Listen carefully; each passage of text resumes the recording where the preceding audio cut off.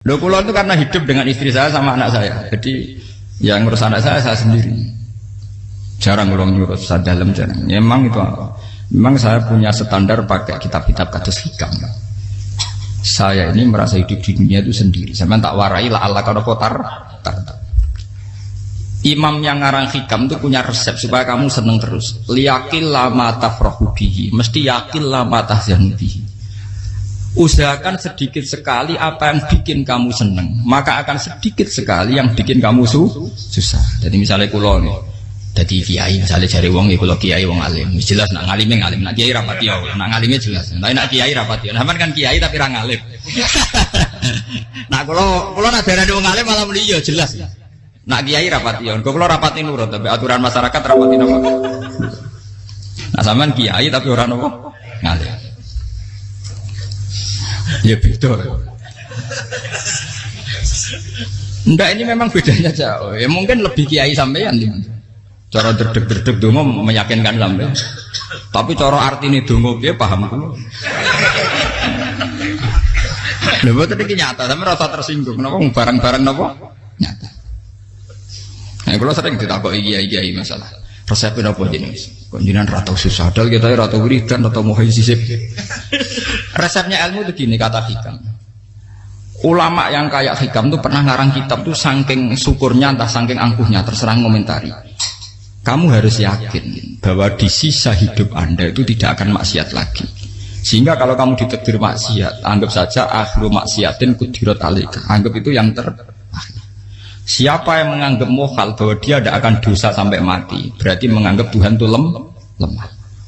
Karena cara berpikir kita kan bayangkan hidup itu 40 tahun lagi. Misalnya saya sekarang umur 40, bayang urip kadang 4 tahun meneh. Sampean misalnya umur selawe, bayang selawe tahun meneh. Sehingga menganggap dalam durasi selawe tahun kok orang maksiat kan mohal. Apalagi sampai sudah tahu maksiat itu bakat tempah. Ya maksiat ya kelas-kelasan, nak bikin pacaran. Nak wong iso mau mah yo nakal, nak sing setengah soleh ya berbau proposal ya sesuai kontaknya DWD. Itu kan urusan masing-masing. Ya itu kan urusan masing. Wae waktu sabu ala wong ngene ora ana sing ro waktu sabu. Ala. Rombongan wali songo, mbok kangen wali songo, mbok golek selisih wae napa? Alam. Sing roh pangeran piyap. Mbok kangen wali, mbok golek selisih margin. Niku pokoke wae napa? Ya, itu kan urusan jenengan mbek pangeran to, mboten urusan kula. Tapi tetap saya sebagai ulama mengingatkan, niat itu ditoto. Begini, ulama dulu tuh ngitung hidup itu hanya 2 menit 2 detik. Sehingga dia ya gampang saja. Kayak imam, kayak kanjeng Nabi itu, ya Rasulullah kenapa tidak menyediakan makan untuk besok? Loh, saya itu tidak yakin kalau hidup saya sampai besok. Ya sudah begitu cara, ya sudah tenang saja. Kalau sampean kan bayangkan hidup 4 tahun lagi, 5 tahun lagi, sehingga arah mangan ya wedi tenan. Padahal bolak-balik zaman cilik arah mangan tetep wedi. Jadi cara berpikir Nabi itu begitu. Begitu juga cara pikir sahabat, cara pikir ulama-ulama yang waras itu begitu.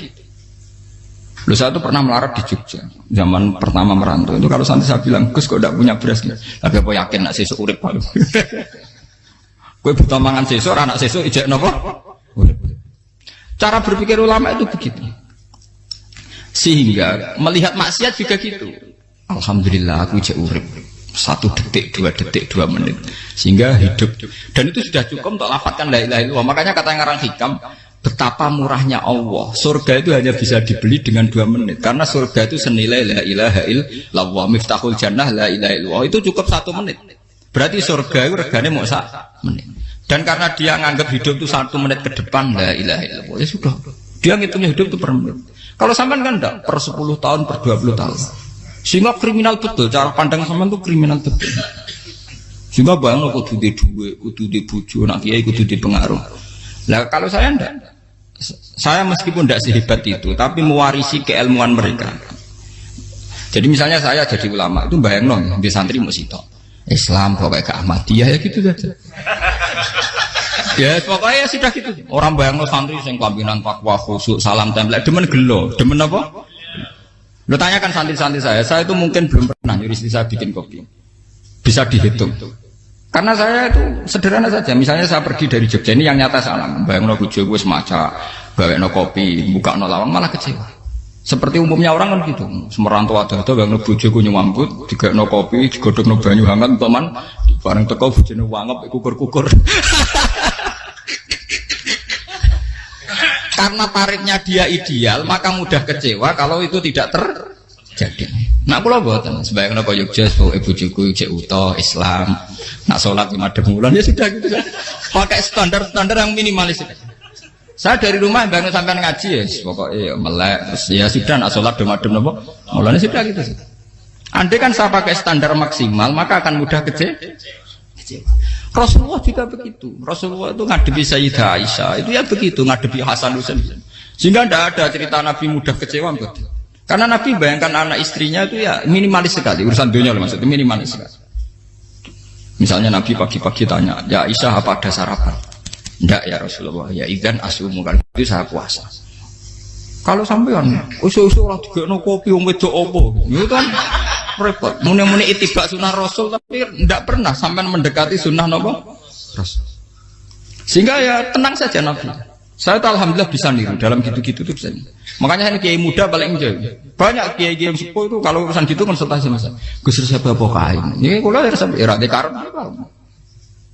Juga saya tidak pernah bayangkan opo tanggaku seneng aku atau orang ngaji aku kecewa, tidak pernah bayangkan. Sampai itu kan makhluk, tidak penting. Kecewa tidak kecewa itu tidak benar. Saya itu orang alim, ngerti ini warido kamat lubi, ora warido kum. Yang tak gulai ridane pengira antara ridane sing ngaji, ridane konsumen. Itu apa makhluk tidak penting. Itu harus dilatih. Harus apa? Sehingga orang tuh kalau biasa sholat, maksudnya biasa ta'alluq be Allah, mesti la'alla katardo, mesti gampang puas. Karena dia iktifak ngalap cukup be Allah Subhanahu wa ta'ala. Saya sebagai manusia juga sering ditangisi istri. Misalnya saya sering ke Jogja sendirian. Nah ninggalan nopo, ninggalan itu milih pengiran. Misalnya mati ninggalan ya paling aku mau ngapain nih suara. Paling uang nangis gue kegiatan. Bukan apa. Ingin saya bahwa konstitusi ulama itu masih iktimat Allah. Kalau kita kan enggak. Cara berpikir kita ngaji itu ideal sing ono podium, sing ngaji kelaminan takwa kabeh, ketunan kaji kabeh, ndiluk kabeh. Kita akan pakai standar-standar yang dengan asumsi kita. Padahal Nabi zaman sugeng al iman hahuna wa yusiru ila qalbihi sadrihi salah. Iman itu urusan hati. Komitmen sampean be Allah Subhanahu wa taala. Nah ini resepnya. Makanya kata hikam liyakillah ma tafrahu bi. Mesti yakinlah ma tahzanu bi. Sedikitlah kamu gembira dengan satu hal, nanti akan sedikit kamu yang kecewa. Artinya misalnya kados kula sebagai ulama seneng kula nu kok ijek iman, ya nggak kayak orang awam. Ya sudah gitu. Jadi misalnya suatu saat kula jatuh, yang ngaji saya gak semeneng jadi kupeding, wong sing seneng kula bubar kabeh. Kula ya ora susah, mistola darah bener. Gus saiki jenengan ora sing seneng, ya tenang saja. Sing ora seneng ya makhluk ora jelas. Dan status mereka tetap layaduru walayan.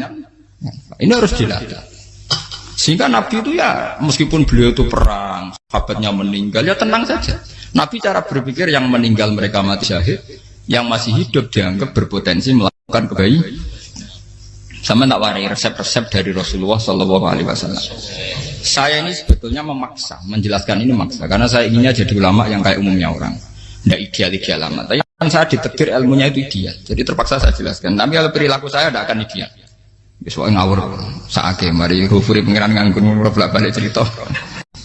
Ada seorang wali, karena dia wali itu doa di multazam, ya Allah saya ini minta satu hal. Karena dia wali maka tidak minta uang, tidak minta jabatan, minta engkau takdir saya tidak pernah maksiat. Itu kan bagus sekali. Minta doa ditakdir gak maksiat kan ada. Dari pengiran malah Syafi'i. Fa'ena ada ukufran. Karena tahu maksiat malah sifat ghafurku tak ada kok endi. Gamane pangeran kan sifat ghafurku rak nganggur. Malah tidak ada orang selain Nabi kecuali ditakdir tahu maksiat dan sifat ghafure pangeran efektif. Paham apa? Lah nek sampean kan ghafure kok nggo kabeh. Dadi karek sadidul iqab. Karena maksiate sampean sering. Jadi sifat ghafure wis berlaku aktif. Saya karek nunggu sifat sadidul iqab. Paham ya? Itu beda dengan wali-wali. Sifat sadidul iqab mau aktif, mereka tidak punya dosa. Malah pangeran bingung gak kok sifat ghafure. Apa rada kok Ghafur ora tau dosa. Didakoki Sadidil kok gak tau maksiat. Jadi pangeran malah sing bingung. Nak kowe ora tau maksiat Ghafur kok tak dakoki. Kok ora tau maksiat? Wong iku ora tau apa? Didakoki Sadidil kok gak mungkin atau maksiat. Lah pangeran apa dakok Ghafur kan syaratnya dosa sik. Sampeyan kan walian. Ghafure wis dientekno. Keseringan kepake, paham ya? Karek nopo? Karek Sadidil ikom. Ya itu memang standar Tuhan. Semua Quran itu kalau nyeritakan gitu. Nabi ibadi anni anal ghafurur rahim. Kaulaku ceritani aku ghafurur rahim, tapi yo ceritani wa anna adzabi wal adzabul alim. Jadi Nabi ibadi anni anal ghafurur rahim wa anna adzabi wal adzabul alim. Kalau Nabi Ibrahim, Nabi Muhammad inna rabbaka lasariul iqab. Pangeran cepat nyiksane, tapi wa innahu laghafurur. Jadi dua sifat ini pasti aktif. Dan tentu ulama itu senang sifat ghafur itu ya meskipun aktif, tapi mereka tidak pernah ngambil fasilitas sifat apa? Kula baleni malih. Sehingga kayak Sayyidina Umar radhiyallahu anhu ketika beliau pertama jadi khalifah, ini cerita di kitab Hayati Sahabat. Pertama dia jadi khalifah, orang mengira dia akan ngomong hal-hal yang besar, visi besar tentang negara, visi besar tentang izzatil Islam wal muslim. Tapi ketika Umar pertama pidato begini, ayuhal muslimun ayuhan nas, ana, dari kata Sayyidina Umar, ana hulamun min bani Makhzum, akulu min kholati. Saya ini pemuda dari Bani Makhzum. Kecil saya bisa makan karena bulik-bulik saya punya kebun kurma yang kalau saya memanen diopahi beberapa biji. Dan itu menjadi kuti wahayati, menjadi saya bisa hidup. Terus wassalamualaikum warahmatullahi wabarakatuh. Orang itu penasaran semua. Orang jadi khalifah, pertama dibendem jadi Amirul Mukminin, pidatonya ngenang masa kecilnya ra kelar mangan.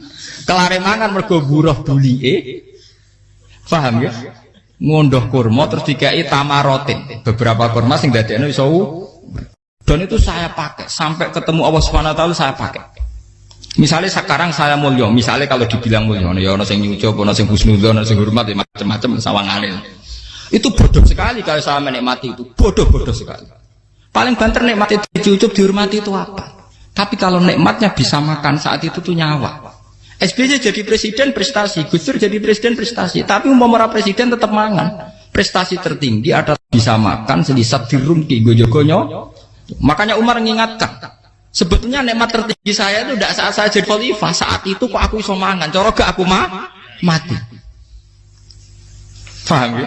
Jadi itu luar biasa. Kita ini kan menjadi angkuh karena ngitung nikmat itu yang besar-besar, punya prestasi, punya. Kalau saya enggak, ngitung nikmat itu kelar mangan gak mati, kan gampang. Sehingga saya tidak mudah kecewa karena tarifnya minimalis, gak gampang apa? Jadi misalnya kalau kapan-kapan kok berhubung, Gus ini Tuhan rasanya jangan ngeten-ngeten. Oh makhluk itu ya gak apa-apa. Kalau di status kiai kan seakan-akan ngomongnya sakral, seakan-akan mandi. Tapi nak status oh makhluk itu ngomong ngono ya sudah kan.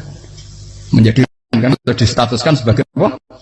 Makhluk. Tentu makhluk statusnya la yadurru wala yanfa. Di sini ini penting orang-orang ahli tauhid tentu tidak punya kesusahan. Innalladzina qalu rabbuna wa tsummas taqamu. Itu mesti tidak ada kesusahan sama sekali. Misalnya ulama-ulama dulu mau mati ya tenang saja. Mati kedua itu mati paling menantang ya, menyenangkan sekali. Karena mati yang seru itu mati zaman Al-Adam. Misalnya saya kelahiran tahun 70. Tahun 40-50 kan belum ada saya. Itu mati yang sejati karena Al-Adam. Kenapa? Al-Adam tidak ada. Mati yang nanti itu mati yang petualangan. Karena saya mati setelah menyaksikan kekuasaan Allah. Setelah husnudzon sama Allah. Sehingga mati yang menuruti kerinduan. Akan ketemu sang kekasih. Makanya Jalaluddin Ar-Rumi ketika mau meninggal dan orang-orang muridnya nangis, dia marah-marah. Hei murid-muridku, betapa bodohnya engkau. Saat kayak ini yang saya tunggu. Saya sudah menyesal berusaha sampai Allah dat tak senang. Aku kecewa waktu makhluk-makhluk koyo kowe. Saiki wis wayahe aku goleki Khalik dat tak senengi malah mbok tangi. Cek bodone kowe. Saat-saat sing tenteni malah mbok tantang. Betapa aku lamanya menunggu kematian ini. Mereka hidup itu keterkesanku be Allah. Kemen ketemu kue. Malahnya Jalaluddin Rumilah yang mengistilahkan mati itu malam pengantin. Makanya fal'an awanu sirok minkum wa awan wisol habibi. Ini saat yang indah karena ketemu dengan berpisah dari makhluk-makhluk yang tidak penting menuju sama habibi kekasihku. Jadi dia misalkan mati itu malam pengantin. Semenjak istilah itu populer sehingga di Jawa ana ngipi dadi nganten takwilane mati. Itu filosofi sufi, ya filosofi napa? Lah niku tenan. Begitu juga sahabat-sahabat dulu. Bilal mau meninggal, anaknya udah nangis. Bilal lagu ya. Ditanya sama anaknya, kenapa anak-anak kamu nangis? Dan jenengan badhe kapundhut. Aku malah seneng nang mati. Hudan nalqal akhirah Muhammadan wa hisbah. Aku nak urip ketemune mbek kowe terus. Malah nak mati ketemu Nabi Muhammad. Hudan nalqal akhirah Muhammadan wa hisbah. Nah, dengan cara pandang begitu maka hidup itu enjoy saja. Ya saya sebenarnya keberatan pakai kelas ini, keberatan karena saya harus ngulang sampean-sampean itu. Ya makanya potensi kayak saya tentu mengurangi jadwal ketemu. Makanya saya mohon kalau tidak penting itu jangan sungkan. Anggap saja itu bagian dari hormat saya. Ya minimal sampai misalnya di dua saya ketahui gue jajan pentolan enam lapo mau kesuwan bareng malah repot. Bos ganggu uang anak peleleran pak. Nah misalnya sampai kepen takok hukum, uang nak rapi pinter, hukumnya takokan ya ringan, takok kita tanggam paling bisa. Karena pertanyaan yang ringan tentu ya ringan-ringan saja kan. Gak perlu kiai kali sampai rasa GR. Kalau pertanyaannya angel Gus gak ada sing iso jawab. Uang nak ralim tahke, ku pertanyaannya ya ora patimu tuh. Iku wis kangelan ngoten. Ini mboten ngenyek tapi padha enak. Padha napa? Makanya kalau latih. Jadi hikam sendiri itu ada manhaj, ada metode. Kalau orang supaya tardo, liyakillah ma tafrahu bi, yakillah ma tahzanu. Anak saya itu kalau habis main pulang, itu saya senengnya pol. Istri saya pernah jangan. Gus, anak mulai senengnya dek biro-biro, anakku ge mulai ning omahku. Misalnya terus piye. Saya itu anakku lo main mulai itu seneng. Biro-biro anakku mulai ning omahku. Dipanggil anak saya bapak itu senengnya sak boleh. Biro-biro ana sing manggil bapak. Jadi saya pakai standar minimalis. Saya tidak pernah pakai tarif. Dia anak yang ideal dihormati orang. Sebenarnya anakku sujud nih pangeran, ngerti pentingnya mau tasbih. Makanya anak saya tak namakan tasbih semua. Itu ya sudah selesai. Saya tidak pernah bayangkan anak saya jadi kayak besar dihormati juga. Mari gampang kecil. Ya, sekolah kan Sayyidina Umar. Saya pemuda dari Bani Mahzub. Yang kecilnya bisa makan karena buruh bulikku. Akal tuh tamarot. Wah itu saya baca tuh nangis betul. Betapa hebatnya Sayyidina Umar. Mengingatkan ulang bahwa nikmat tertinggi itu ya makan karena makan kaitannya ya, orang jadi bupati, enggak jadi bupati tetap makan. Jadi kalau ngantin saya tarifnya minimalis sekali. Nah, kalau orang sudah makan gitu, lah Allah kata mudah sekali. Tapi kalau sampai tarifnya ideal harus di mobil, kudu sangune akeh. Mosok gue mobil gak sanggup akeh. Barang gue sanggup akeh kudu gue penderek. Mosok kiri lu juga kok tanpa penderek. Nang penderek maju. Mosok ora kena dikeloli, jadi malah repot. Akhirnya gue wong ayu, harus selingkuh dijari sing itu lapor koro menang. Mau hormat nuruti tahapan-tahapan duniawi makanya resep kalau ingin itu kon sholat. Maksudnya sholat itu dihayati secara tauhid ya, dihayati secara tauhid. Misalnya innal sholati wa nusuki wa mahyaya wa mamati lillahi rabbil alamin. Itu akan pasti Allah katar, pasti mudah melihat alam ini ridho. Ini satu sekelumit di resep orang ulama yang saya meniru beberapa di kitab Hayati Sahabat, di kitab Hikam, dan meniru terutama semuanya sanad dari Rasulullah Shallallahu Alaihi Wasallam. Makanya suatu saat Nabi itu kagum. Abdullah bin Mas'ud itu jalan dan dikawal oleh beberapa malaikat. Terus Nabi itu heran. Ya kenapa kita tuh selalu mengawal kamu? Kata Abdullah bin Mas'ud, ya Rasulullah, inilah akhtu khutwatan illa wa azunnu alla akhtu wa ukhra wa ma aqaltu luqmatan illa wa azunnu alla alqamu ukhra. Saya itu tidak pernah melangkah kecuali saya tidak pernah yakin apa betul saya bisa melangkah lagi. Jadi perlangkahnya itu dia iktimat Allah. Dan saya tidak pernah mengunyah satu kunyahan kecuali saya tidak yakin apa betul saya bisa mengunyah lagi. Setiap kunyahnya tetap semuanya ada bismillah. Semua itu atas nama pertolongan atas kata Rasulullah.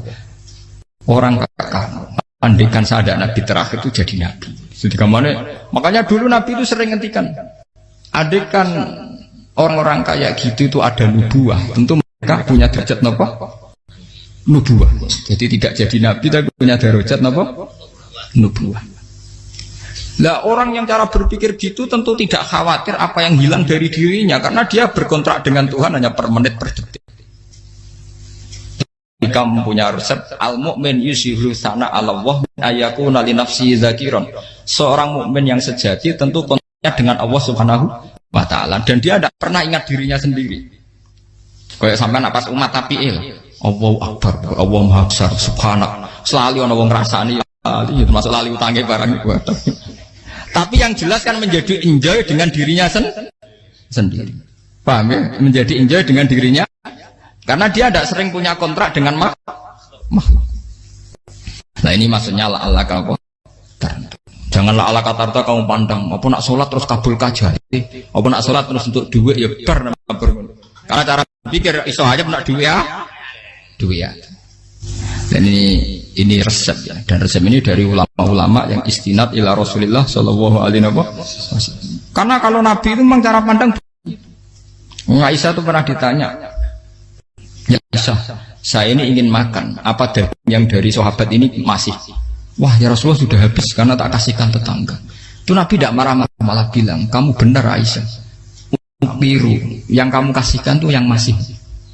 Kau nak daging dipangan dewe kadang nuruti nafsu, nak dikekno wong sudah kau nuruti perintahnya pengen. Jadi kanjeng Nabi, beneran Aisyah, dagingnya ijek. Mau keluar tiang kok malah ijek, sing bogo sudah kau malah sing ijek. Cara berpikir Nabi itu begitu. Tapi tahu-tahu disederhanakan sunnah Nabi serbanan. Lah itu kan, ya memang itu bagian dari sunnah Nabi, tapi sunnah seharga 10.000. Paham ya? Ya monggo mawon nak sampean sunnah Nabi serbanan gitu, tapi itu sunnah yang bisa dibeli dengan murah. Hakikatnya sunnah Nabi itu rata-rata bentuknya perilaku. Napa? Sampeyan delok dawuh Aisyah tengene tiba berjanji, kana khuluquhul Qur'an wa shimatuhul ghufran yansahu lil insan wa yafsahu fil ihsan wa ya'fu 'anil dzambi idza kana fi haqqihi wa sababi. Kana khuluquhul Qur'an, Nabi ku akhlak dasare wis kaya Qur'an plek. Urusane akhlak. Wa shimatuhul ghufran, ciri utama sifatnya Nabi gampang nyepuro. Yansahu lil insan. Dan Nabi punya niat baik pada seluruh manusia. Wa yafsahu fil ihsan, sering melakukan ihsan. Dan sunnah Nabi ngoten kan luwih sering kula Quran ya wis hafal mulan. Wasimatu Quran kula gampang nyebut sampean ngaji angop ora tau tamu. Yang sahulil insan kula bedina nate tiyang mulan. Wa yafsahu fil ihsan tak ge gampang. Kula mulan ora tau. Itu sakmene kudu podium kudu wong dilo ya ora. Pokoke akhir kiamat dia ya madhep mulon ya sudah. Loh itu kan dawuh Aisyah ketika ditanya kaifa kana khuluqu Rasulillah. Dan itu semua dijawab oleh ahwal, oleh sebuah perilaku. Tidak ada Aisyah jawab nganggo atribut. Oh Nabi itu serbanan. Tidak ada itu. Memang itu sunnah ya, satu itu sunnah kan jangan salah paham ya. Tapi itu sunnah yang tidak dijawab oleh Aisyah. Sunnah yang sampean jawab sendiri paham. Aisyah yang istrinya Rasulullah ketika ditanya kaifa kana khuluqu Rasulillah, beliau jawab kana khuluquhul Qur'an wa shimatuhul ghufran yansahu lil insan wa yafsahu fil ihsan. Semuanya akwal wa ya'fu 'anil dzambi idza kana fi haqqihi wa sababi wa idza diya haqqu wa lam yakun li ahadi marra'ahu badihatan haba wa idza ta'ahul miskinu ajaba yaqulul haqqa walau kana murra wa la yutmiru lil muslimin hisau waladur. Semuanya itu akwal, satu perilaku sosial. Saya ngakui kalau serbanan sunat, ya saya ngakui. Tapi sunnah wis karena saya mewakili yang akwal tadi, yang apa? Lah mungkin untuk sampeyan, monggo kalau untuk ngisi sunnah. Tapi mbok ya adil. Ini bukan kritik mboten, yang meyakini serban sunat kan sudah banyak dan itu bagus. Tapi cobalah juga meyakini ahwalu Rasulillah. Makanya mansanna sunnatan itu rata-rata ulama maknani siapa yang ikut sunnahnya Nabi. Rata-rata ulama nafsir ahwalu Rasulillah wa af'alu. Perilaku sosial Rasul. Makanya terusannya wa idza ja'ahul miskinu ajabah. Kalau dipanggil orang miskin ya datang. Ya maksudnya ada harus orang miskin manggil pas resepsi kawin mboten. Misalnya ana wong melarat kuwi di sepeda motor, wong melarat iki yo ngeteroni puskesmas ya mbok terno. Wong melarat lara yo nukono misale apa minyak kayu putih mbok tekani. Ora kok ngerti-ngerti mbok ngurusan walimatul urus sing wajib piye lho. Payah. Lho lan ada miskin aja be ora ana hadise urusan walimatul urus mboten. Kalau orang miskin manggil ya dalam riwayat hadis ya Nabi sering dipanggil orang miskin ya Rasulullah mbok datang ke rumahku ada apa terus ya Nabi saya tuh ingin rumahku sing elek jenengan nanti sholat teng mriku ya Nabi datang ya sholat saja ya ora jaman fi ayyi makanin aradta an usolliya fi kamu di tempat mana kamu seneng sholat teng mriki ya Rasulullah ya Nabi sholat sing ngundang ya waras pisan kenangan mbek Nabi kok mae dienggo sholat Nabi ampean tahu tanggung kiai kon sholat kon promosekno anakmu iku paham dia itu nggak nunggu kersane ketampi PNS padahal kiai ini dia anak era PNS kalau dulu kan sahabat ngundang Nabi itu ya gitu ya Rasulullah saya itu ingin sekali engkau sholat di rumahku fa'takhidahu musollan kemudian tempat yang pernah engkau sholati mau tak pakai musola pribadi makanya masjid kiblat itu rumahnya sahabat karena dulu Nabi pernah sholat di satu tempat adalah ono perintah takhlilul kiblat itu di rumahnya sahabat. Itu sahabat dulu itu kalau ngaturi Nabi itu kenanya ingin Nabi pernah sholat di situ. Nah, ilmu ngeten ini mentek. Ya untungnya nonton kula, jadi ono sing eling-eling ya Bang. Nah, teman kudu syukur ya, artinya syukur ya. Orang kayak saya itu tidak usah sampean dikte-dikte ngikuti hukum adat. Kalau ngoten sampean gelo mergo kula ora iso teko, kula ya gelo perkarane ulama kok mbok atur.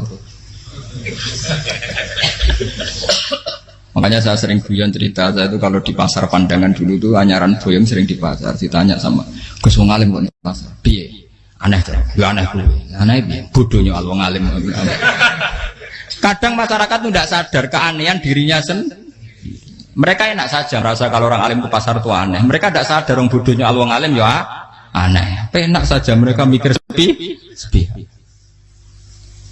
paham ini supaya sampean la kan apa tar makanya untuk Rasulullah Nabi itu sering ngendikan nek ana tamu hormati tapi etika mertamu di Rasulullah itu walakin idza du'aitum mertamu Nabi itu nunggu ditimbali walakin idza du'itum du'iya mabni majhul ketika kamu ditimbali fat jadi ya ayyuhalladzina amanu la tadkhulu buyutan nabiyyi illa ayyudzana lakum jadi untuk sowan Nabi itu nunggu dipang ya meskipun sahabat tuh rindu Nabi tidak berani sowan ke dalamnya Nabi kalau ingin ketemu Nabi di barno pas sholat jamaah karena Nabi pasti keluar di mas andai kan Nabi nerima tamu di rumah ya rasido dadi Nabi sama nompo tamu